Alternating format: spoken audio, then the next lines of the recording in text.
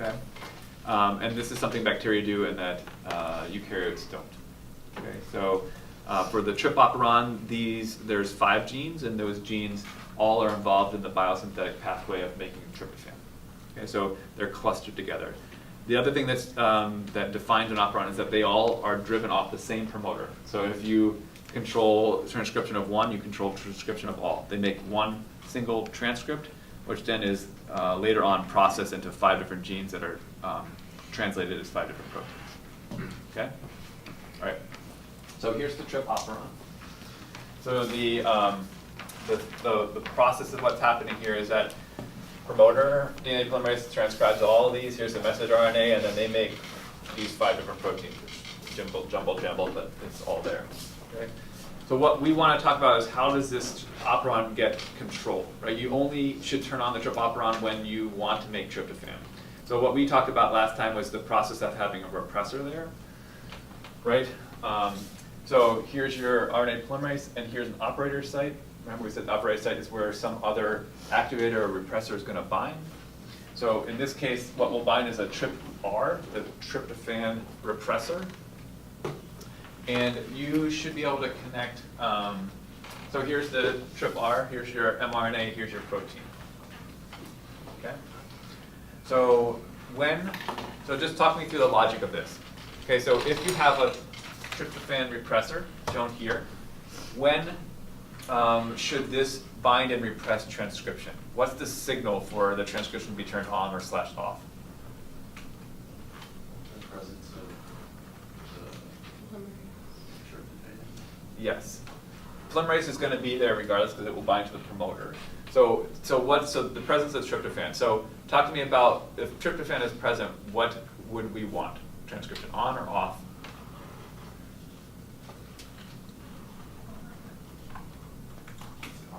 Off. Wait, why? Okay. So the purpose of the operon is to do what? Synthesize tryptophan. Okay? So if tryptophan is present, operon should be off, right? Because the proteins are the purpose of them being translated would be to make tryptophan. But if you already have tryptophan, you should not have the operon on. Okay? So this is the protein that will repress transcription. What will it need in order for transcription to be repressed? What will need to happen? We just said that the presence of tryptophan. So what will tryptophan do, you think, to this guy here? Bind to it, and what will happen then? And the change of shape of that protein will then allow it to do what? Bind to the operator. Okay, good. Did the rest of you get there? Right? This is an inactive repressor. What will make it active is the presence of tryptophan. So tryptophan is what's known as a co-repressor. That the presence of tryptophan is necessary for repressors to become active. Okay? So, like Lizzie said, the tryptophan will bind to this protein. It will change shape. And when it changes shape, it will be active to bind to the operator site on the promoter, and thereby it will act as an active repressor. Okay? Okay, so now to your neighbor. So what you have just described is the scenario or the sequence of events that would allow transcription to be turned off. You run through the scenario on the opposite. What are the sequence of events that would need to happen for you to turn transcription on? Go.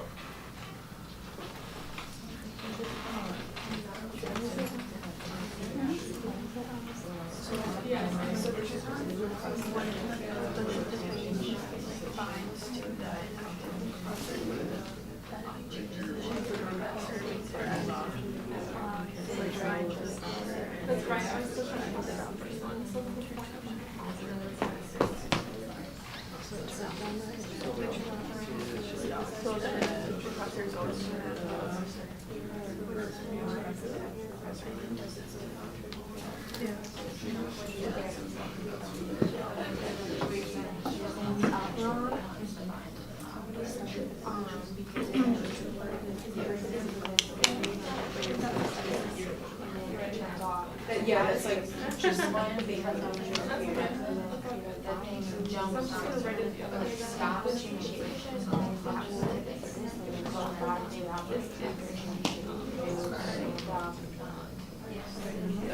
Okay, regather.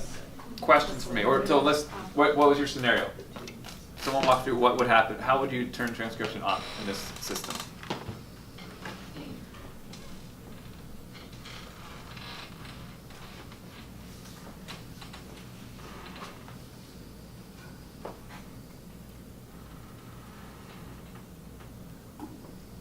Turn it on. Turn it The on. fan would have to be absent, so nothing is bound to the repressor, so shape doesn't complement the operator. Good word. And then it leaves, so the polymerase goes. Perfect. Okay. The absence of the co-repressor, it activates the repressor falls off, polymerase goes. Okay. Repressible operons, repressible systems have stop signs, roadblocks, right? You take the roadblock away, polymerase can go. Right? We talked about that in terms of the consensus promoter. Or remember this from Friday, right? Is that usually repressible operons have really close consensus promoters or really far away consensus promoters? Do they have strong or weak promoters? Do you remember this? We talked about this? No. So turn to your neighbor. What's the relationship between repressible versus inducible operons, of the repressible, reducible promoters, and how close they are to consensus? Okay, go.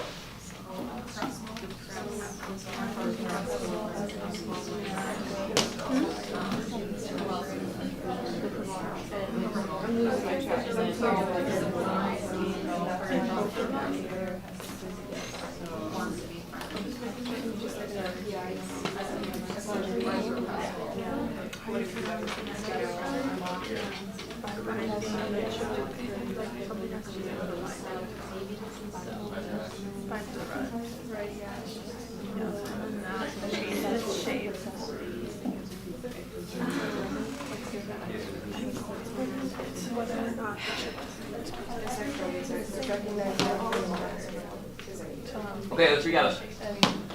What's the relationship? Repressible operons have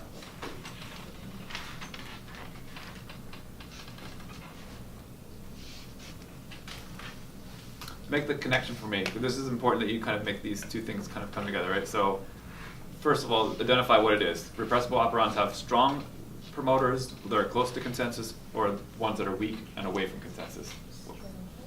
Strong, okay. Make the connection. Why is that the repressible ones have strong promoters that are close to consensus? So if it's strong, it will just like want to go right away. So you need something to chill it out, calm it down. Okay, is that right? So when you have a repressible system, as soon as you remove the repressor, the polymerase goes without any further encouragement. Right? So what that assumes then is that the polymerase is bound and bound stably at the promoter. The only way that happens is if the promoter, the sigma factor in that promoter, in the polymerase, binds to with high affinity and recognizes the promoter. That happens when it's consensus, when it's strong, when it's close to consensus. The inducible promoters, what is different there? Something needs to like remind the polymerase to go because then it's not as close and it's not as like 100% sure that that's actually. Okay, good. So without an activator, the polymerase will not start transcription. It means that the promoter was weak to begin with and needs some further stabilization to have the promoter be bound by the polymerase. Okay? All right. So questions on anything up here with the trip operon? Because I'm just going to further complicate it now. Can you quick over how we turned it on again early? Good.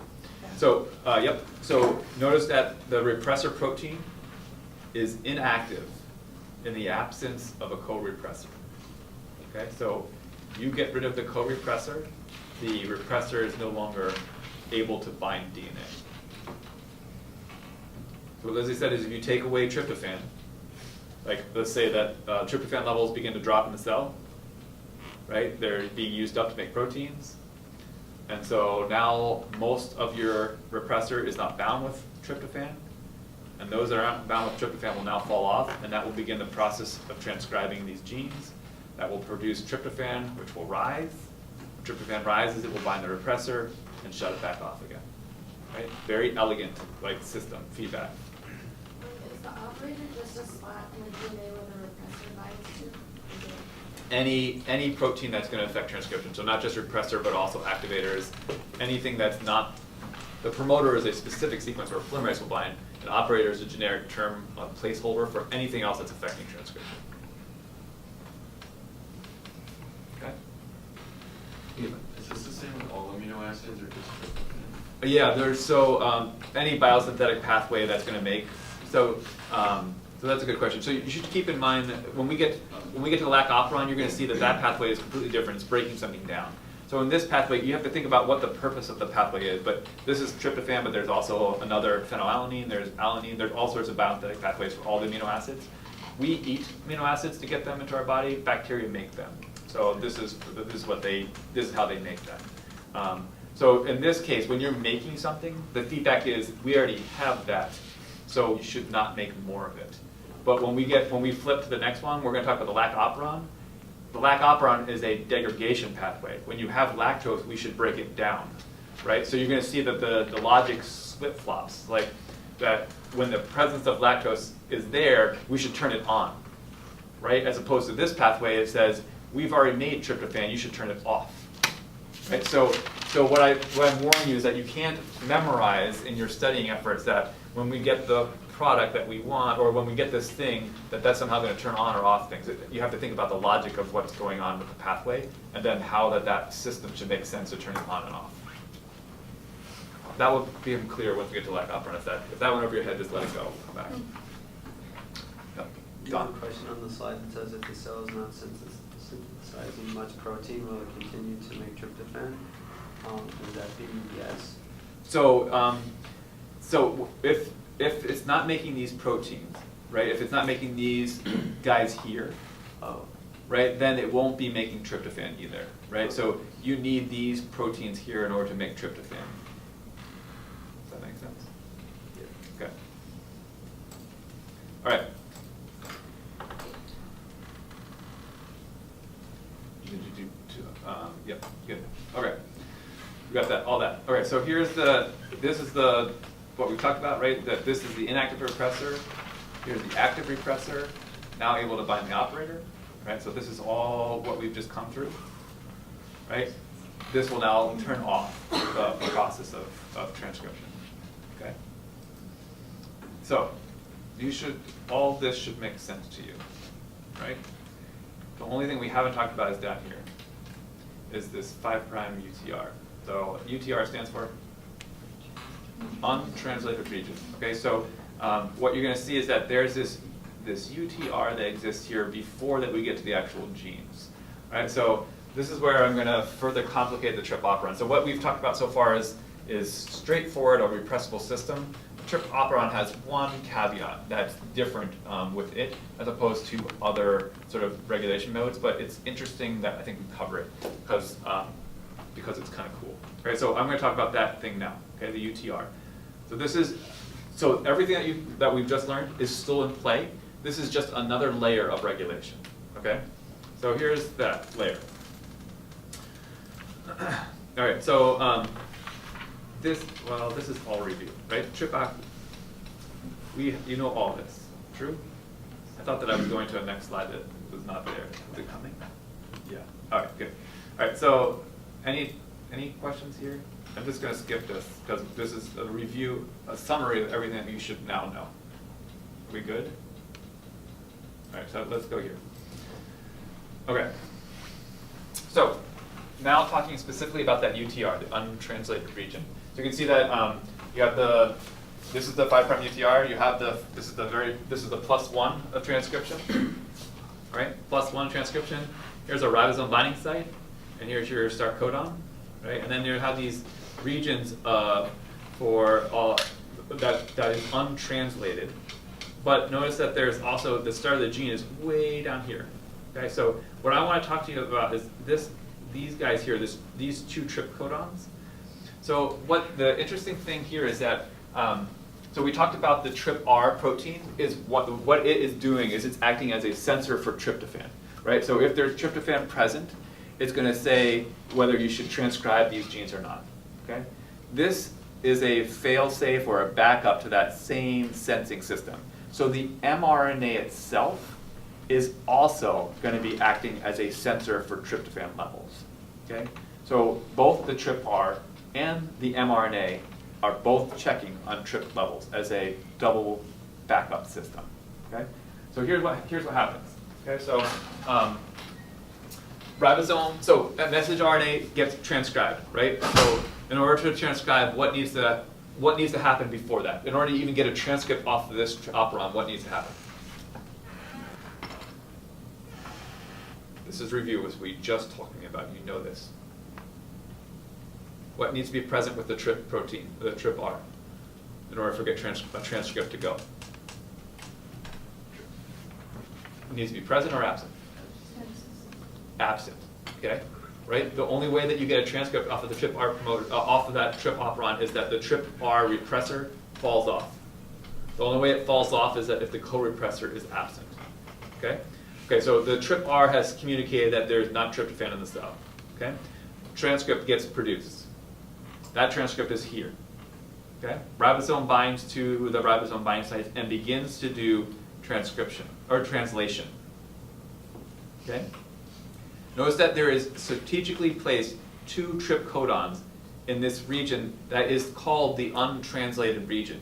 Okay, so what is happening here is that the ribosome is beginning to do translation in the untranslated region, and the reason why this is happening is that it's acting as a check to see if translation should actually go or not. Okay, so here's what happens. All right, so let me show you the next slide. Okay, so give me 5 minutes. I know it's going to be rough for this next couple minutes, but I promise that it will come clear once we get to the end, and then we'll regather. Okay. So you know that RNA forms secondary structure. Okay. So what you're seeing up here is some possible secondary structures for the mRNA transcript that has been transcribed off of this TRP operon. Okay. So and they label these different regions as 1, 2, 3, and 4. Okay. So what you see here is that there is 2 scenarios. You can either pair 1 and 2 together and 3 and 4, or you can pair 2 and 3, leaving 1 and 4 separate. Okay? Those are your 2 options. All right? So what you can imagine is that what will determine these 2 different possibilities is whether the ribosome is able to find tryptophan for the codons that exist in the very first part. Okay, so if the ribosome gets to this place right here, and it stops and says, oh, that's a TRP codon. If there's no tryptophan in the cell, what will the ribosome do at that point? What's that? Yeah, so that's true, but as far as the ribosome itself, will it be able to go past those codons? No, it's going to wait there until a tryptophan comes, right? So the tryptophan, remember, is attached to a tRNA, right? But the tRNA has an anticodon loop that goes with the codon, right? Right. So tryptophan is an amino acid, right? And this is what proteins are coding for, is tryptophan. So if there's no tryptophan in the cell, there is also no tRNA that have tryptophan attached to it. Okay. So if that's true, the ribosome will get to the TRP codon. It will pause there, waiting for the tRNA with the tryptophan to come. If there's no tryptophan in the cell, there's no tRNA either, so it will literally just sit there and wait for the tryptophan tRNA to come. Okay? So if it sits there and waits, what happens is that you have a big, huge protein complex on right here, and it's going to prevent the 1, 2 from being able to form, and it will force the 2, 3 to form. Okay?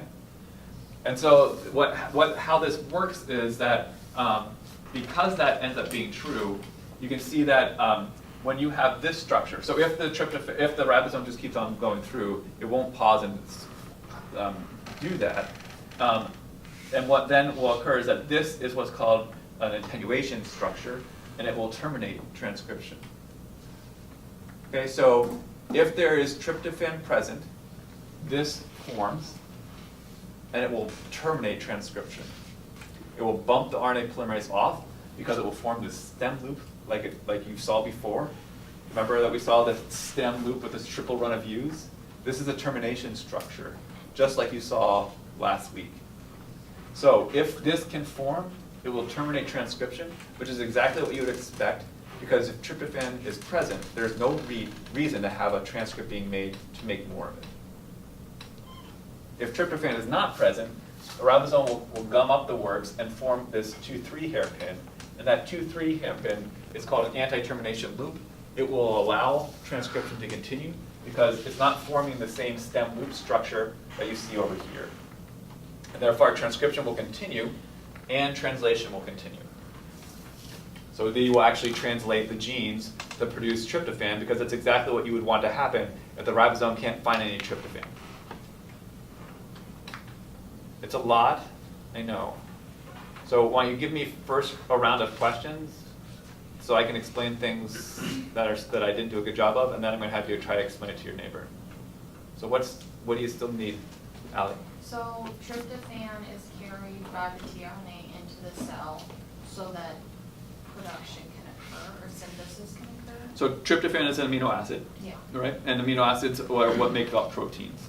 So in this process, when a message RNA is calling for a tryptophan, what will happen is a tRNA with tryptophan attached will come into the ribosome and it will add that tryptophan to the protein and it will keep on going. But this operon is responsible for monitoring levels of tryptophan. And if tryptophan levels are low, you're not going to find tryptophan anywhere, in tRNA or anywhere in the cell. So if tryptophan gets brought into the cell by the tRNA, wouldn't the cell? tRNA is not responsible for that. tRNA, all that they are doing is making sure that amino acids are delivered to the ribosome to help the protein put the right amino acid in the right spot. So tryptophan will be made inside the cell with the tryp genes, unless the organism sometimes finds tryptophan from an outside source somewhere, which is what we do, right? We eat meat, take tryptophan from meat, make more protein. I've missed you somewhere and I don't know where. So Ben, Zach will help you better than I will probably. Other questions? Melissa? So why exactly do the 2 and 3 pair up and if there isn't? Or so I get that that's the one that makes it so transcription goes, but why does those 2 pairing up help it go? Because you don't form this termination loop. This is a classic termination loop with a stem loop with a run of U's. That will, so there's 2 things going on, right? Translation is beginning up here, way up there, right? The ribosome is binding and beginning to do translation. But on the same message, there's an RNA polymerase doing transcription, right? So if the transcript forms this termination loop, termination will be terminated at this place, right? So the RNA polymerase will be knocked off, and before it can get into, right, because downstream of all this, so it's translating or transcribing here, right? It's transcribing. At the same time, the ribosome jumps on, begins to do translation. It stops here, pauses, forms a termination loop, and transcription terminates before it can get into any of the structural genes for the trip operon. So the loop is those 2 when they're together? Yes, this loop, the 3-4 with the long run of U's, that's exactly what you saw last week for a termination loop, right? This is not that, right? Because this is not a stem, 3 and 4 are not base paired here together, so this is what they call an anti-termination loop. It allows transcription to continue.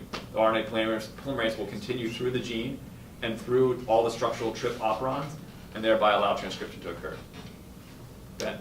So this is all very structured, because like what if the ribosome just didn't hop on and then transcription occurred? Right. What if the ribosome is slow to get to its Right. mark, right? And then the polymerase gets past that mark. Right. Yeah, that could potentially occur. It won't occur many times, but if it does, then you have like one RNA transcript of all of them, and you'll get a very small production off of it. Okay.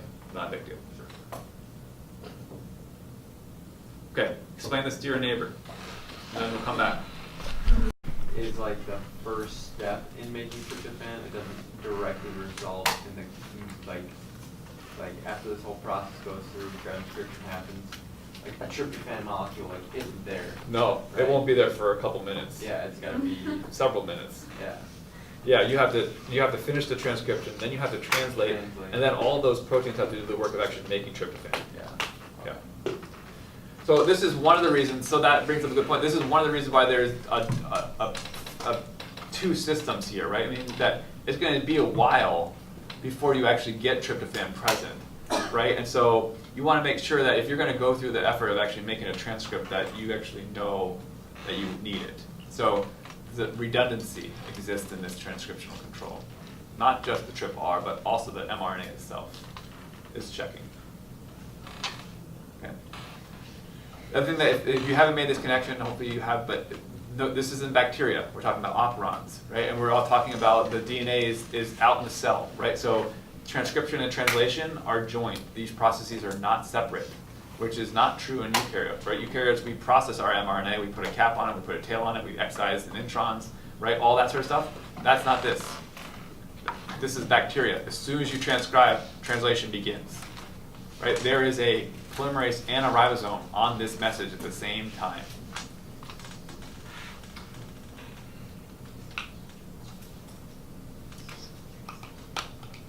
Okay, what do you need? So, at risk of sounding scolding, this is why prepping before class helps, right? Is that if you would have gotten half of this material in your head, this would have been a lot funner, more fun, as opposed to now just be like, holy cow, like everything is new and it's overwhelming. So, if you have space and time in your day, and you know that we're all busy, but that helps, right? You at least get first run through this, and then when I explain it, you're like, oh, that's what I didn't get. Unfortunately, now that aha moment is going to have to happen tonight or tomorrow for you when I'm not here. And I like seeing the aha, so selfishly, you should do that. All right. What do you need? Do you want more time with your neighbor, 30 seconds? Do you want me to just move on? You can sort this out. Could you kind of just quick walk through like a step-by-step process of how like that loop forms? Sure. I don't know which picture does best justice. So, all right, let's start here. All right, so step by step, TRIP-R unbinds from its operator site, allowing RNA polymerase to start transcribing. So transcription starts of the TRIP operon, and this 5' UTR region is the first thing that's going to be transcribed. Okay, so RNA polymerase is moving itself down through this area, through the 5' UTR, and as soon as the RNA polymerase clears it, the ribosome binds to that growing mRNA transcript and begins its own process of translation, while the RNA polymerase is still finishing. It's not anywhere close to being done. The ribosome jumps on and says, might as well get a good start on this and start moving, okay? So RNA polymerase is still occurring, ribosome is translating, and it gets to here, to this double trip codon section. If there is no tryptophan present, the ribosome will stall right there, because there is not a tRNA that has a tryptophan present to add to the growing polypeptide chain. If that happens, the ribosome is blocking the 1-2 stem loop from forming, and what will happen instead of that is the 2-3 will base pair. So this region and this region. Okay? If the 2-3 form, that's called an anti-termination loop. Because it's called an anti-termination loop because you can't form the stem loop structure with 3 and 4. 3 and 4 forms this stem loop with a wrong line of views, which you know is a transcription termination motif. You know that from last week. So if 2 and 3 are binding, that precludes 3 and 4 from being able to form the stem loop. And that happened because the ribosome paused here at the trip codon. The ribosome continues and just moves along its merry way. 1 and 2 can base pair, and 3 and 4 can base pair. And when 3 and 4 base pair, transcription's done. Game over. And therefore, transcription stops before you even get to any of the structural genes downstream of that 5' UTR. Are we using tryptophan as just an example, or is there some bigger purpose using tryptophan? Like, Okay, yeah, so that would be a great example. So why do we have tryptophans here? That's a question that you should be able to answer.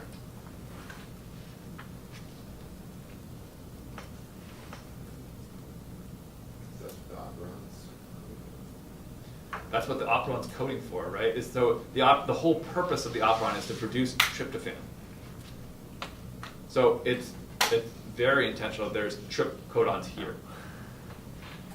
But like, Oh, do you have another question? Go ahead. no, but like, is tryptophan like doing something that we are gonna learn about later, or is this just kind of like an example using this? So not all biosynthetic pathways are controlled this way, but this is so tryptophan is a rare and important amino acid within proteins, and so it's probably why it has redundancy in its control mechanism.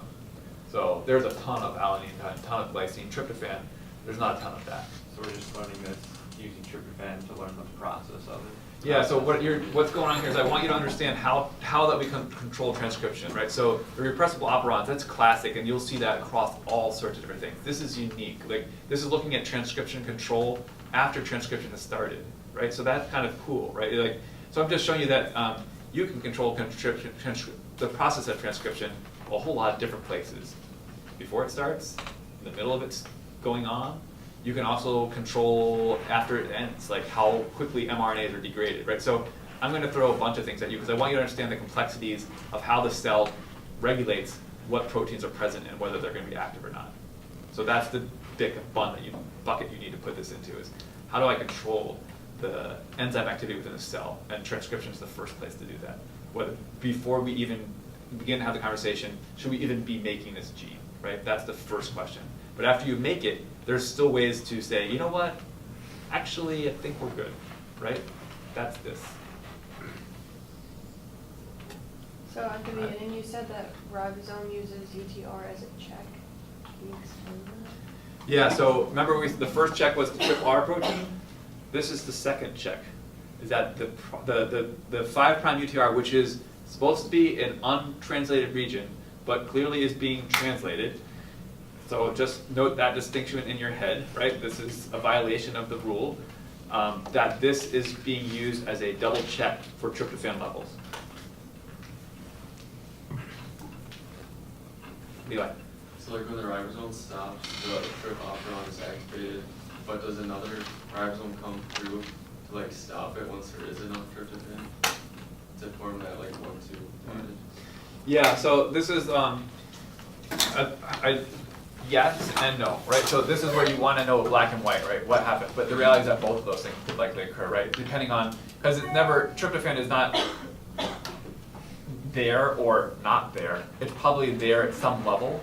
And so it's a gradation of gray, right? So, and there's just not one transcript, but probably 6 or 7 or 8, right? So think about it more as what percent of my transcripts are going to be terminated and what percent of my transcripts are going to be allowed to go on. And that will be a function of whether there's tryptophan there or not, right? Because maybe the ribosome pauses just long enough to cause the transcription to go, but on the next transcript there happens to be a tRNA that has like the very last tryptophan that's in the cell. Well, that one actually might go, right? So it's all a matter of odds, which is how all this stuff works, right? So it's a matter of your percent. If you're only at, if you think about your fuel gauge, if you're at 10% fuel, vast majority of those transcripts are going to be allowed to go, right? Because it paused long enough to allow the anti-termination thing to go. But maybe 1 or 2 of them got terminated because it just happened that they had a local concentration of tryptophan, right? So that's what I'd like to think about. It's never black and white. Not very few things are. Yep. Welcome. Ruin your worldview.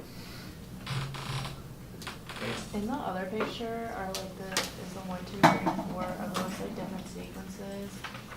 Or is it like all the same This guy? as the sequence? No, the like hairpin one. This guy? Yeah. So are all this is from left to right, it's the same sequence, Okay. just different pairing. On the left, you're seeing base pairing between 1 and 2, and 3 and 4, and on the right, you're seeing base pairing between 2 and 3, and 1 and 4 are free.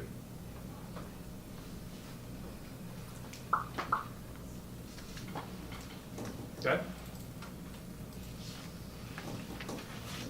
this is another view of it, if it's helpful. You can see both the ribosome and the polymerase on the same strand, and that the 3,4 base pairing causes the hairpin loop to abort transcription. So if that helps put things together, great. Okay. So all this you should be able to do now. We've kind of talked through it. Do you want? Good. So why don't you take a minute just to feel good about yourself? Explain this scenario, right? So this is looking at both the TRPR protein as well as the termination through this what's called attenuation. This is what we've been talking about is called attenuation. So talk about the attenuation regulation as well as the TRPR in terms of low tryptophan and high tryptophan in the cell and what happens. Okay. You can read these words, but you should also be able to make sense of what you're actually saying. Okay, go.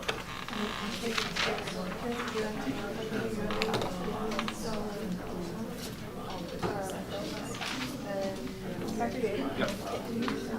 Yeah, definitely. Okay, so before the pyramid thing, like we use like a trick like going out there, like you use to activate the repressor or sort of transcription stops when you have the trip. That's right. Okay, but for this on the left, the ribosome is like No, on the right. So on the left, you're seeing base pairing between 1 and 2. So if the ribosome is bound here, it will prevent the 1-2 hairpin from forming. Right, because if you have a ribosome here, there's no way that it's going to base pair, right? Because there's a ribosome that's sitting there. So in the situation where the ribosome is paused, this will form, and that's called an anti-termination loop, which will allow transcription to go. Translation will continue once we actually get tryptophan. But at that point, this is what you want to have happen. If you don't have tryptophan, you want transcription to be able to continue, because then transcription will produce the structural genes that will produce tryptophan, which is what you want to have happen. why is this terminating transcription? So this is this will occur when the ribosome has cruised through the checkpoint of TRP, right? So if it has cruised through, that means it's tryptophan present. If tryptophan is present, we should terminate transcription because we don't need to produce more tryptophan if it's present. Okay? Light bulb? Small? Small light bulb. Small. It's dim. I know, it is. And it's happening at the same time. Yep.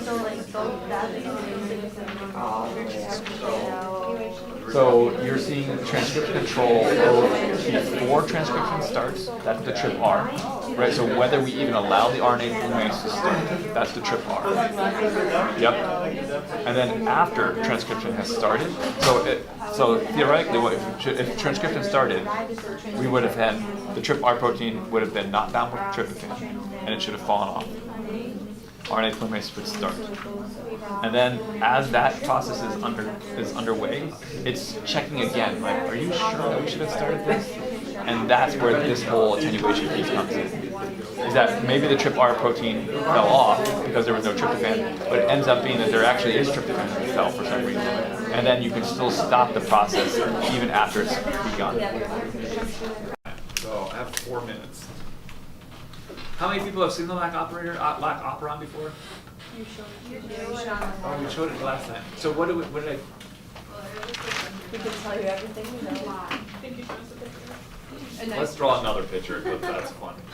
Okay, so we haven't talked about.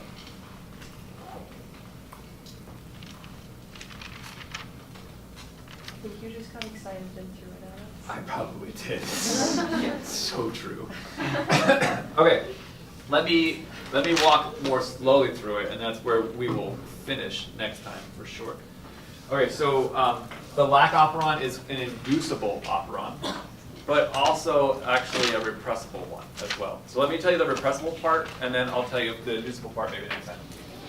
Okay, lac operon, 3 genes, DYA, they're involved in metabolizing lactose. Okay, so lac operon promoter here, operator site here, bound by the repressor lac-I.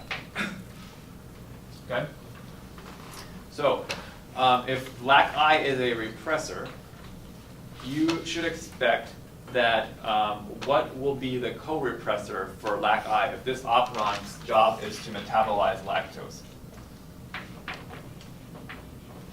When do you want the, so its job is to metabolize lactose. When would you want transcription to be on? When lactose is present, okay? So notice then that lactose will be your co-repressor. When lactose is bound, the repressor will fall off. Okay?